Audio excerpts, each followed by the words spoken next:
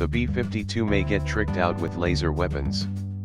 The venerable B-52 may become even more deadly in the future, as Air Force scientists are thinking of ways to arm the bomber with defensive and offensive laser weapons that can incinerate targets in air-to-air and air-to-ground attacks.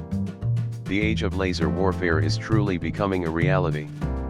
U.S. Air Force Chief Scientist Greg Zacharias told the defense blog Scout Warrior that under a 5-year project called the SHIELD program, that is actually its real name, the Air Force envisions creating lasers that can take out a target by putting the laser on the attacking weapon for a long enough period of time. The advantage of using lasers, as opposed to missiles, is that they employ high levels of heat and light that do not cause large explosions, and large explosions tend to kill people that just happen to be standing nearby and don't necessarily deserve it.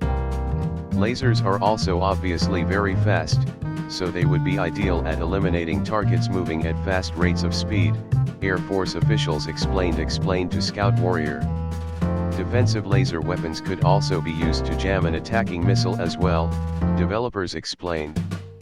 You may not want to destroy the incoming missile but rather throw the laser off course, spoof it, Zacharias said. Also, synchronizing laser weapons with optics technology from a telescope could increase the precision needed to track and destroy fast-moving enemy attacks, he said. This would come in handy for a large platform, like the B-52, that has to contend with more nimble fighter jets aiming to take it out. Defensive lasers could also jam an attacking missile by sending it off course, as opposed to destroying it altogether, Zacharias said in the interview.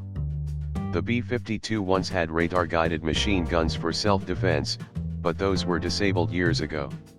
That mostly has to do with long-range air-to-air missiles coming more lethal, which sort of negated the need for a tail gun. Even with radar fire control, the risk of friendly fire, either from the machine gun itself, or from anti-radar missiles homing in on the tail gun's radar, was too great. The last gunner to board a B-52 was in 1991, saying costs and cutting 525 positions. That said, the B-52 is not a stealthy platform and needs a modern weapons system that can defend it against smaller, oncoming attack aircraft trying to take it out without risking the lives in gunners who can't possibly machine gun an AAM out of the sky. The defensive laser weapons could meet that challenge. Another advantage of lasers is their relative low costs compared to using expensive missiles for combat missions. The first airborne tests of lasers are scheduled to take place in 2021. Back in the early 2000s, the Pentagon was experimenting with a system called YAL-1, which was basically a Boeing 747 with a giant laser beam stuck on the front. That was supposed to take out tactical ballistic missiles and intercontinental ballistic missiles from hundreds of miles away, but it was scrapped in 2002.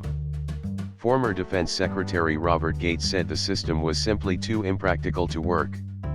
There's nobody in uniform that I know who believes that this is a workable concept, he said in 2009. The pod system, however, seems a lot less ambitious. There's not talk of it being used to take out ICBMs or TBMs, and scientists appear to have a better handle on the technology.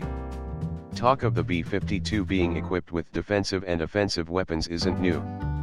The Air Force has been planning laser technology for the 63-year-old Stratofortress for some time, and it comes when the service is already designing new upgrades for the platform to be in service for several more decades.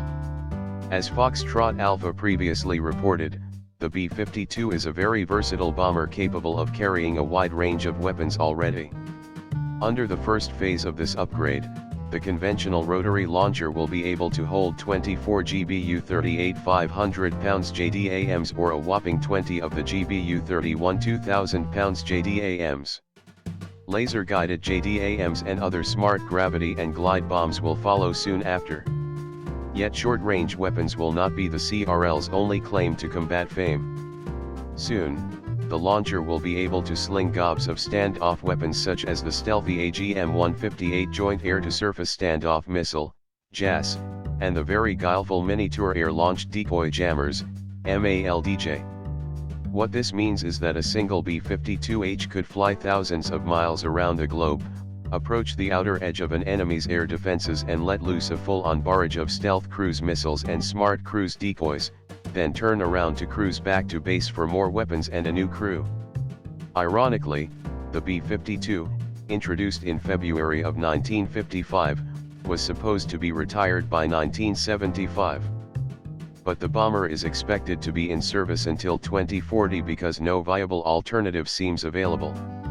Northrop Grumman won a $21.4 billion contract in 2015 to build the next generation of long-range strike bombers, but those are decades away. Presently, 76 B-52s still make up a majority of the military's long-range bomber fleet, according to the New York Times. Of course, the B-52 has also gotten its fair share of negative scrutiny because of its lack of agility and age. Just this year, the bomber made news after one of its engines fell off during a flight over an unpopulated area in North Dakota. The platform will be re-engined, in large part because the current ones are not particularly fuel efficient and leaves a black streak in the sky that competes with the Kuznetsov aircraft carrier for being a major environment killer. No matter the grumblings of how old or environmentally unfriendly the platform is, it's all we've got and it is doing a damn good job for a bomber assigned to carry out combat missions during the Cold War era.